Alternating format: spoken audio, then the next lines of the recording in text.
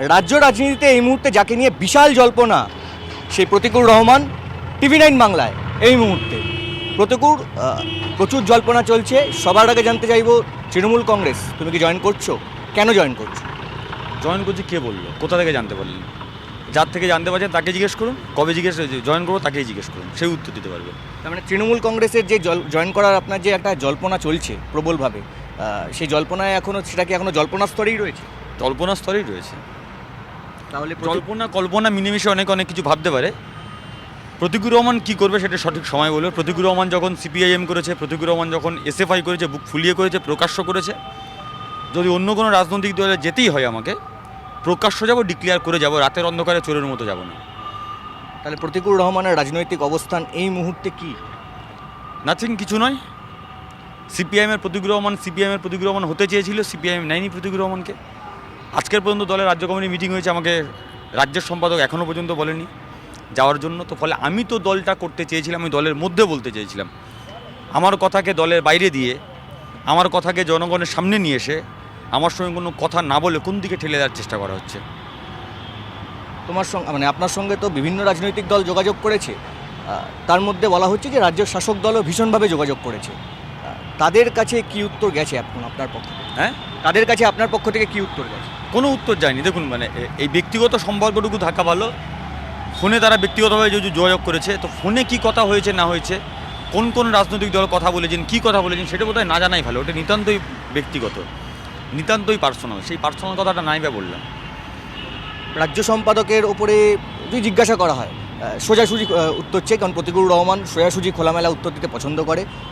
CPM-এর রাজ্য সম্পাদক, তার সাথে মতানৈক্যের কথা আপনি এর আগেও বলেছেন, আজকেও বলছেন। ঠিক কোন জায়গা থেকে এই মতানৈক্যের শুরু? অনেক জায়গা আছে।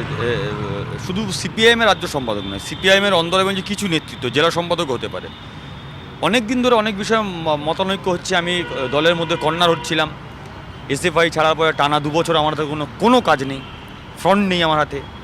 যখন ফ্রন্ট চাইতে গেলাম, বলা হলে একটা সংগঠন থেকে লাফিয়ে আর একটা সংগঠনে নেতা হওয়া যায় না। তারপরে দেখলাম সেই বছরই একজন একটা ফ্রন্ট ছাড়লেন, তাকে সর্বোচ্চ জায়গা দিলেন, অন্য জায়গায় নিয়ে গিয়ে বসিয়ে দিলেন। কেন বসালেন, কে বসালেন, কী করে বসালেন? তো দলের নিয়ম তো সবার জন্য সমান হবে। প্রতিকুর রহমানের জন্য একরকম নিয়ম হবে, অমুক মুখার্জির জন্য আলাদা, তুমুক নন্দীর জন্য আলাদা। তো এই দ্বিচারিত তো দলের মধ্যে চলতে পারেন না। তো এই প্রশ্ন করাটা কি অপরাধ?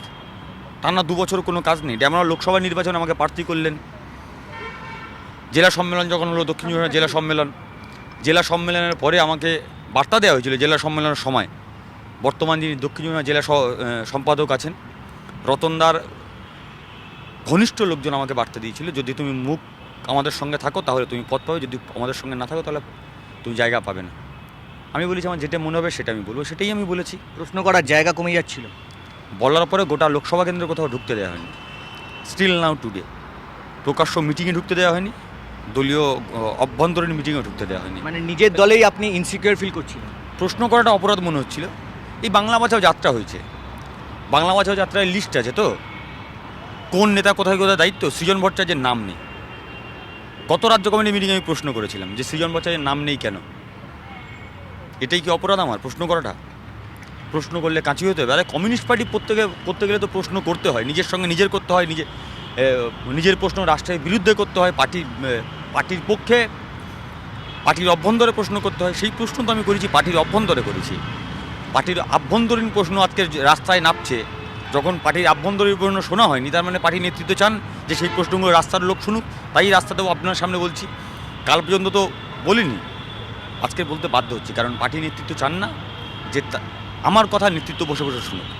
আমাকে বলেছে তুমি, সম্পাদক ফোন করেনি, আরও অনেকে বলেছে যে তুমি এসে এখানে কথাগুলো বলো। আমি স্পষ্ট ভাষায় একটা কথা বলেছি, যারা আছেন আমার কথা যারা শুনতে পাচ্ছেন, এতদিন আপনাদের কমিটির খবর জনগণ মিডিয়া এবং সোশ্যাল মিডিয়ার মধ্যে দিয়ে দেখেছে, এবার আমি মিডিয়া সোশ্যাল মিডিয়াতে বলবো, আপনারা বসে বসে দেখুন।